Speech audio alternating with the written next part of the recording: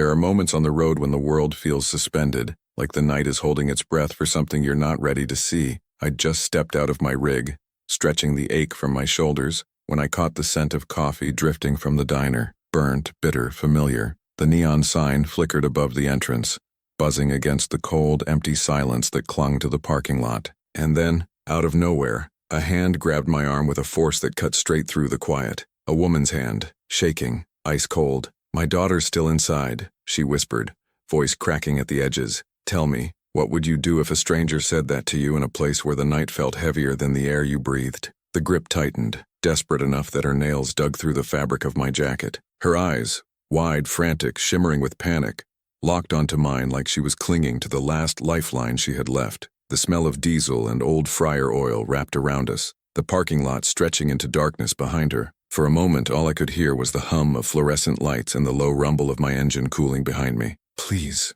she breathed, her voice trembling. "Please, she's still inside." I steadied her by the elbows, not to push her away but to keep her from collapsing. "Slow down," I said, my voice gravel low, but calm. "What's your name?" She swallowed hard, breath shaking as if it hurt to speak. "Ilara," she whispered. "Ilara Whitmore." Her lips parted again, but the words tangled. Her gaze darted toward the diner windows, the ones glowing warm yellow against the cold night. Something in that building had stolen the color from her voice. Inside, I could see silhouettes moving, slowly like shadows behind a curtain. The windows were fogged slightly from the heat inside. One silhouette was small, a child. My pulse kicked harder. "Tell me what happened," I said, keeping my voice steady. Her breathing stuttered, her hands trembling violently now. "We were eating," she said, "just the two of us. And then he walked in." She didn't say the name yet, didn't have to. The raw fear in her throat filled in every blank. The diner door swung open for a moment as a gust of wind pushed against it, letting out a burst of warm air and the clatter of plates inside.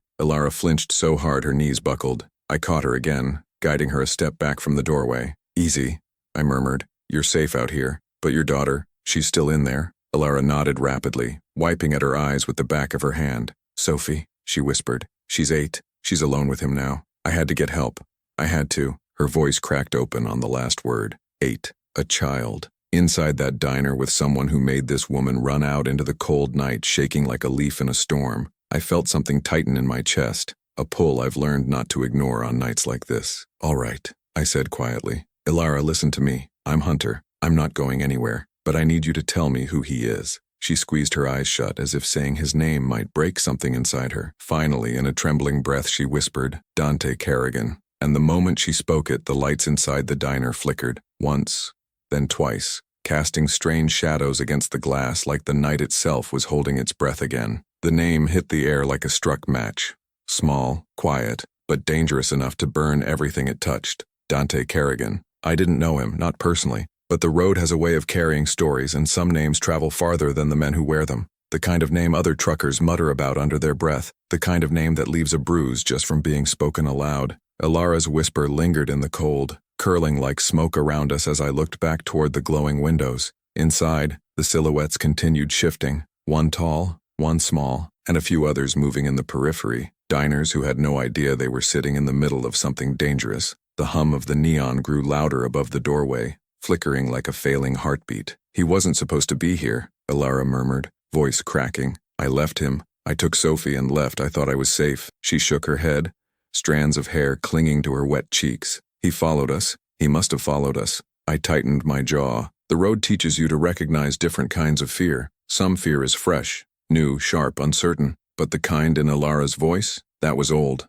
worn. The kind built over years of being silenced, cornered, and blamed until leaving feels like a crime. I placed a hand gently on her shoulder. "Ilara," I said, steady and quiet. "Is Sophie hurt?" She shook her head quickly. "No, not yet." He sat down across from her, talked to her like nothing happened, like he didn't chase us across state lines. That image tore through me. An 8-year-old girl trapped in a booth across from a man who terrified her mother into fleeing a warm diner into the freezing night. I stepped closer to the window to get a clearer look. The glass was warm, fogged at the edges. Through it, I could make out the child more clearly now. Dark hair pulled back in a braid, small hands folded on the table, shoulders hunched like she was trying to make herself smaller. Sophie Whitmore. And sitting across from her, leaning back like he owned the world, was a man with a crooked half-smile. Dante. Even at a distance, something about him set off alarm bells in the back of my mind. Not just the way he sat, or how he leaned in too close toward the child. No, it was the way he watched the room without moving his head,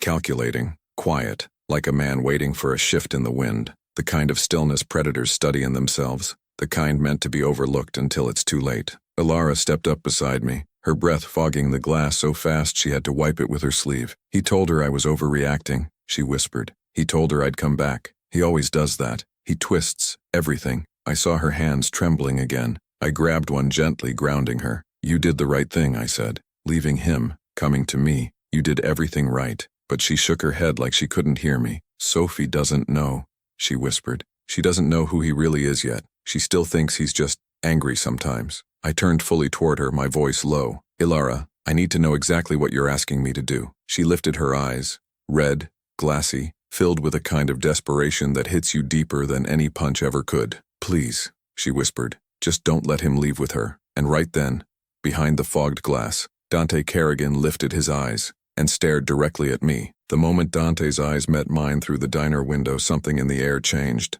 It was subtle, like the temperature dropped a few degrees, like the night itself leaned in to listen. His gaze didn't flinch, didn't question, didn't pretend. It was the stare of a man who already assumed ownership of the space around him and was irritated that someone might challenge it. He tilted his head the slightest bit, almost amused, like he'd spotted a puzzle he already knew the ending to. Ilara reacted before I did. She sucked in a sharp breath and staggered back from the window, covering her mouth with both hands. He saw you, she whispered, as if the simple fact itself was a danger. He saw you. He'll know I asked someone for help. Her voice cracked on the last word. I caught her arm gently, steadying her again. Ilara, I said, the only thing he knows is that I'm here. He doesn't know why, but she shook her head fiercely. He'll figure it out. He always figures it out. I looked back through the window. Dante didn't look away. He didn't blink. His faint smile curled slightly wider at one corner. Then, with a small motion, he tapped the table twice with his fingertips. Not loud, not dramatic, just deliberate. A signal to someone, maybe to me, maybe to himself. Then he leaned back further, one arm spread across the booth like he owned both the seat and the child sitting across from him. I could see Sophie fidgeting with a napkin, eyes fixed downward as if she was trying to make herself invisible. The diner's door swung open, and a gust of warm air carried out the muffled buzz of conversations and the soft clatter of dishes. A waitress stepped out, Maribel Flores. I recognized her from a few stops back on this route. Hard-working, always tired, always kind. She glanced at me and offered a small, distracted smile before lighting a cigarette. But when she noticed Ilara, pale and trembling behind me, the smile died on her lips. Sweetheart, you okay? She asked, smoke curling from her hand. Ilara opened her mouth, but no words came out. Maribel's eyes flicked past us toward the window, spotting Dante, her brows pulled together, a shadow crossing her face like she recognized something she didn't want to remember. He bothering you?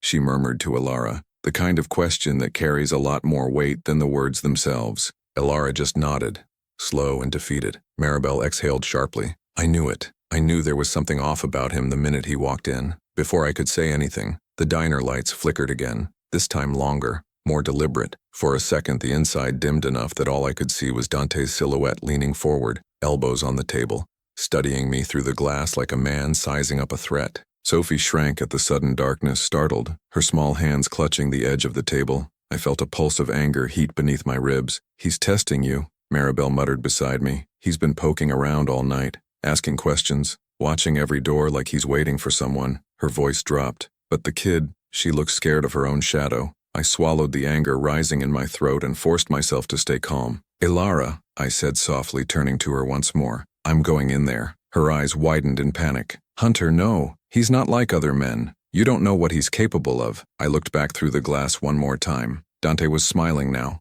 Calm, quiet, confident. A smile that said he thought the game was already won. He doesn't know what I'm capable of either, I said, stepping toward the door. And with the glow of the neon flickering above me, I pushed into the diner. The diner door closed behind me with a soft chime that cut straight through the hum of conversations. Warmth hit my face immediately, carrying the smell of coffee, bacon grease, and something faintly metallic beneath it. Tension, maybe. The lights flickered again just as I stepped inside, and an uneasy murmur swept through a few nearby tables. I scanned the room without turning my head, letting my eyes adjust. Booths lined the walls. A row of stools hugged the counter, and at the very back, like a stain on clean tile, sat Dante Kerrigan. He didn't move when I walked in, didn't straighten, didn't tense. He simply watched me approach, with the same calm expression he'd worn through the window. Sophie sat opposite him, her small hand still gripping the folded napkin like it might anchor her in place. Her eyes lifted just enough to see me before darting back down. Fear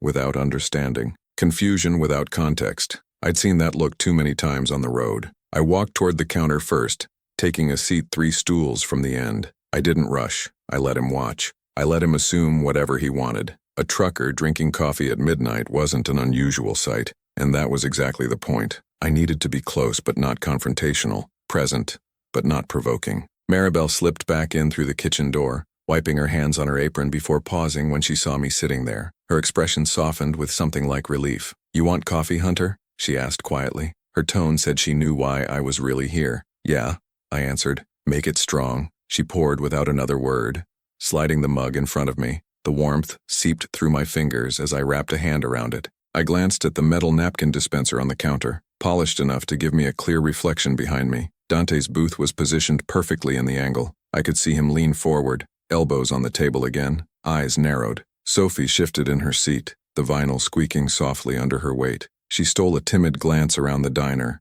her gaze catching mine in the reflection for just a heartbeat. She froze. Not because she recognized me, she didn't, but because she recognized something else. Safety, presence, a grown-up who wasn't him. But before I could offer even the smallest reassuring nod, Dante leaned in closer to her, murmuring something too low for me to hear. Her shoulders flinched. Her fingers tightened on the napkin until it trembled, and Dante smiled at whatever fear he'd just coaxed from her. I felt the surge in my chest again. Anger, protective instinct, whatever name you want to give it. But I forced it down. Timing mattered. One wrong move and the mother waiting outside might lose more than she could bear. I lifted my mug and took a slow sip, using the motion to glance around the diner. A couple in the corner, a trucker asleep against the window, a cashier humming softly to a radio too low to hear. Innocent people in the blast radius of a man who thrived in quiet chaos. When I looked back at the metal reflection, Dante wasn't looking at Sophie anymore. He was staring directly at the back of my head. The moment I realized he was staring straight at me through the reflection,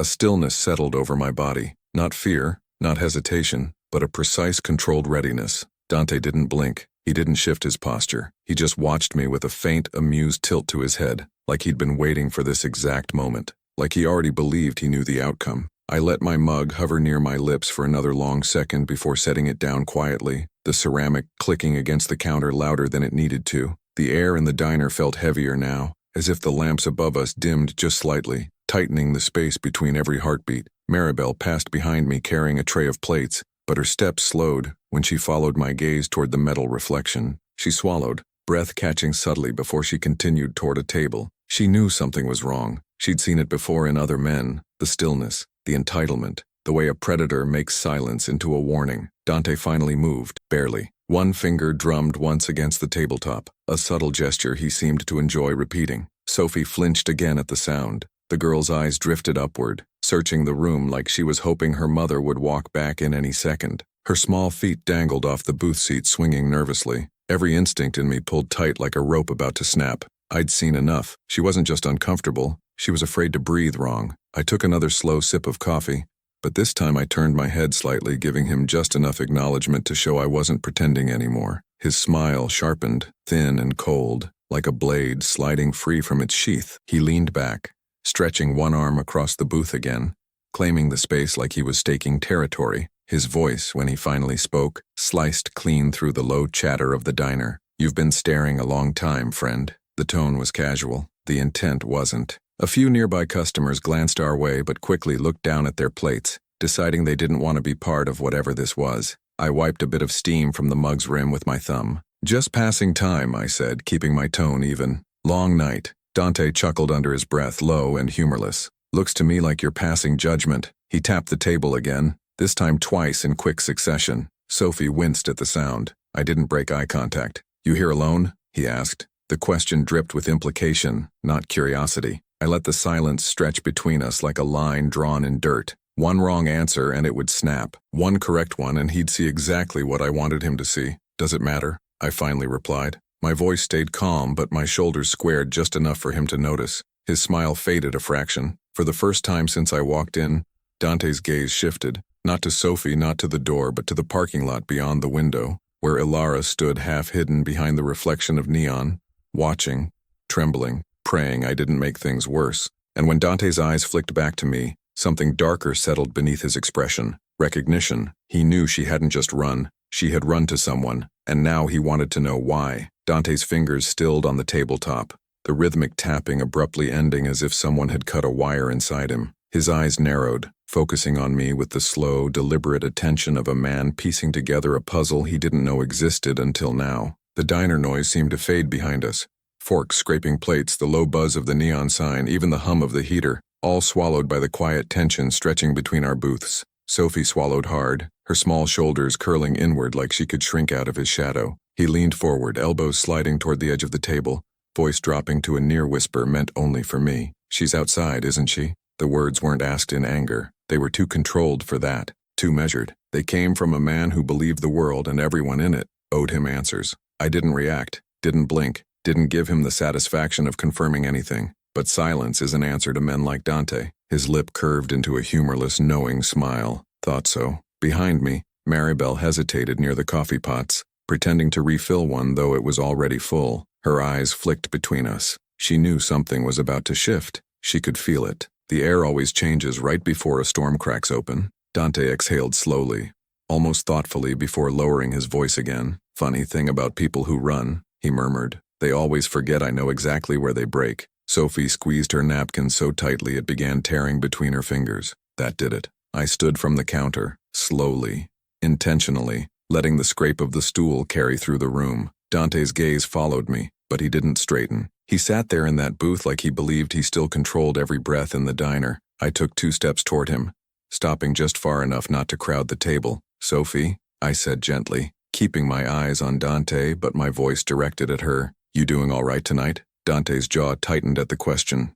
Small, but enough to show the first crack in his calm. Sophie's eyes darted to me, then to him, then back again. She didn't speak. She didn't have to. Her silence said more than any words could. I kept my voice low, steady. Your mom's worried about you. The atmosphere shifted immediately. Sophie's lower lip trembled, not from fear of me, but from recognition, from the sound of a truth she'd been trying not to hold on to too tightly. Mom's here? She whispered. Dante snapped his fingers once.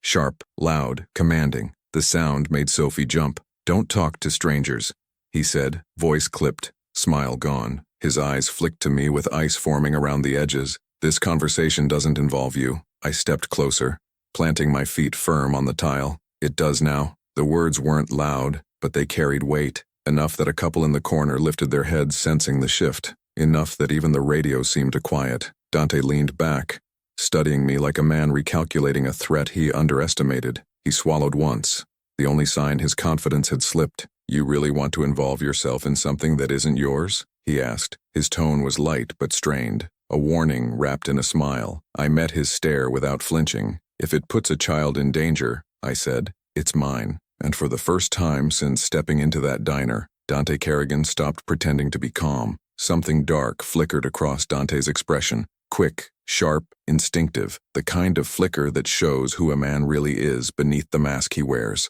His smile dropped entirely, replaced by a flat, unreadable stare that made the hair on the back of my neck rise. He didn't lash out, didn't shout. He just went still again, but not the same stillness as before. This one felt coiled, loaded, like every muscle in his body had tightened at once, waiting for the next move on the board. He shifted his attention to Sophie, and I saw her shrink back automatically, her small hands trembling near her chest. Sweetheart, Dante said softly, we were in the middle of talking. Don't you walk away from me. It wasn't loud, it wasn't harsh, but it carried a tone that cracked through her like cold water poured down her spine. Sophie's breath hitched, and she looked toward the door, toward the faint outline of her mother still standing outside in the glow of the neon sign. I stepped sideways just enough to block Dante's direct line of sight to the window. His eyes narrowed. He understood the message. She's a child, I said, keeping my voice low and even. She chooses who she talks to. Dante let out a quiet chuckle, but there was no warmth in it. You think you understand this? He asked. You think walking in here gives you the right to interfere in things you don't know a damn thing about? I didn't answer him, not with words. I turned slightly and crouched down so I was level with Sophie. Her eyes lifted toward mine, full of fear she didn't want to show. Your mom is right outside, I whispered gently, keeping my tone calm, reassuring. She asked me to make sure you're okay. Sophie's lips parted, a shaky breath leaving her chest. She was scared, she whispered. She said we had to go. Every word out of her mouth made Dante's jaw clench tighter, the muscle pulsing like a warning. That's enough, he snapped suddenly, his voice cracking through the diner like a dropped plate. Sophie jerked back. Maribel flinched behind the counter so hard she nearly dropped a stack of mugs. Even the couple in the corner froze. I rose to my full height, angling my body between Dante and the girl. Lower your voice, I said, my tone cutting through his the way a blade cuts rope. Then I added, quieter but sharper. You're scaring her. Dante stood, not fast, not aggressive, but intentionally. Every inch of movement was a test. Of me, of the room, of how far he could push without breaking something irreparable. He stepped out of the booth, standing across from me, shoulders squaring, the faint smirk returning to his lips like he'd already decided how this would end. You don't know what you're doing, he murmured. You have no idea who you're dealing with. My heartbeat stayed steady. My breath stayed calm. My stance didn't shift. I don't need to know who you are, I said. I just need to know who she needs me to be right now. And behind me, Sophie's small voice whispered the words that shattered the room's last thread of calm. Please, don't let him take me. The words left Sophie's lips so quietly they barely rose above the hum of the diner lights. But they hit like a thunderclap. Dante froze, mid-breath, his expression flickering with something sharp and wounded, pride cracking beneath the weight of a truth he could no longer control. A couple at the corner table straightened in their seats, eyes darting toward us. Even the trucker sleeping by the window stirred at the shift in air, sensing tension thick enough to taste. I angled myself more firmly between them, my stance widening, my chest tightening with instinct. Dante's glare sharpened into something colder, more deliberate. She doesn't know what she's saying, he hissed, his tone low but trembling with restrained fury. Kids panic. They imagine things. You're feeding her fear. His hands twitched slightly at his sides like he was fighting the urge to reach out. Whether for her or control, I couldn't tell. No, I said. She's telling the truth the only way an 8-year-old can. Sophie's fingers clung to the edge of the booth, knuckles white. Her legs pulled up just enough to show she was ready to bolt if she had to. Her eyes never left mine, not even once. That's what broke me. Kids don't fabricate terror like that. They don't invent the kind of fear that makes their voice crack open in the middle of a room full of strangers. Dante stepped closer, half a step, nothing more. But every molecule of space he crossed felt like a threat. You need to move, he said quietly, each word clipped and precise. This is between me and my family. The way he said family twisted something inside me, not because of the word itself, but because of how wrong it sounded coming from him. Like he believed love was possession and fear was loyalty. I shook my head once. She doesn't belong to you, she's a child, not a piece of property you can drag around the country. Dante's nostrils flared, but his expression stayed deceptively calm, calculating. You think you're doing the noble thing, he said, but you're being manipulated, stranger. Ilara always did know how to spin a story. She's fragile. She panics. She ran barefoot into the cold begging for help. I snapped, my voice finally breaking the restraint I'd been clinging to. The room went still, and nothing about the way she said your name sounded like panic. It sounded like survival. For the first time, Dante's facade cracked outright. His eyes hardened, his shoulders tensed, his throat bobbed with a swallow he tried and failed to mask. He wasn't angry, I challenged him. He was angry because he felt control slipping, thread by thread. Behind me, Sophie whispered again, this time trembling. Please, I want my mom. And that was the moment the situation changed from tense into inevitable. The words, I want my mom, cut through Dante like a blade. His jaw clenched so hard a pulse flicked beneath the skin. The diner seemed to exhale all at once.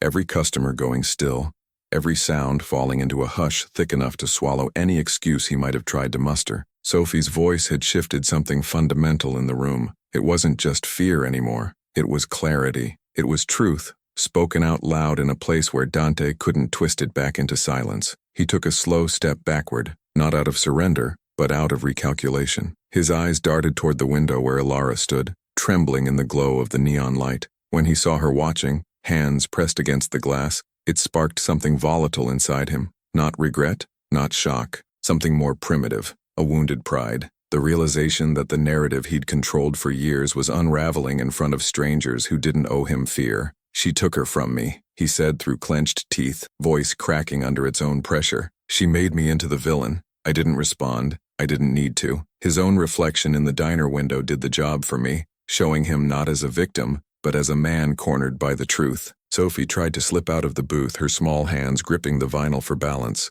The instant Dante saw her move toward me, toward safety, he stepped forward, instinct overriding logic. But I moved faster. My stance shifted into his path, my shoulders squaring, my voice dropping into a tone that left no room for argument. "Don't," I warned. "You've done enough." The single word, enough, hung between us like a final verdict. For the first time, Dante hesitated, really hesitated. Not because he feared me, but because he feared the eyes now watching him from every corner of the diner. People who had pretended not to notice were now witnesses. People who had looked away were now focused sharply on him. And predators don't do well under scrutiny. He took another step back, breathing quickening, his composure cracking like thin ice under weight. Behind me, Sophie slipped off the booth seat and gently touched the back of my jacket, so lightly I almost didn't feel it. "Can I go to her?" she whispered. Her voice was small, trembling, carrying the kind of hope that only comes when a child believes safety might finally be close enough to reach.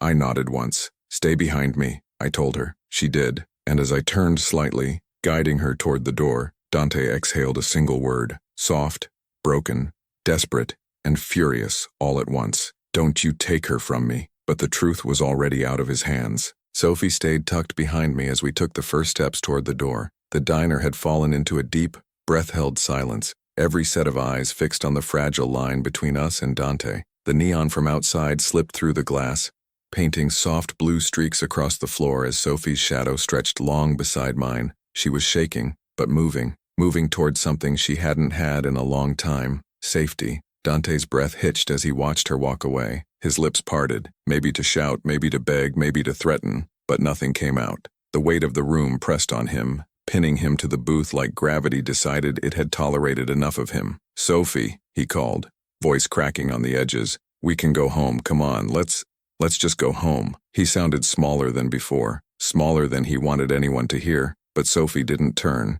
She kept her eyes on the door, on the sliver of night waiting just beyond it. When my hand pressed the metal bar and the door swung open, cold air rushed in, wrapping around us like a cleansing wind. Ilara stood just outside, hands trembling violently, tears streaking down her cheeks. The moment Sophie saw her mother, she let go of the breath she'd been holding and broke into a run. Not fast, not loud, but urgent. The kind of run only a child escaping something unbearable can manage. She collided into Ilara's arms with a soft, muffled sob. Ilara dropped to her knees, pulling Sophie in tight, burying her face in her daughter's hair as if she were afraid the girl might disappear if she loosened her grip even slightly. "I'm here," she whispered over and over. "I'm here, baby. I'm here." Her voice cracked around the words. Relief, fear, love, all tangled into a single moment that felt too fragile for the night to hold. I stepped back to give them space, letting the cold settle in my lungs until my heartbeat returned to something steady. Behind me, the diner door creaked open again.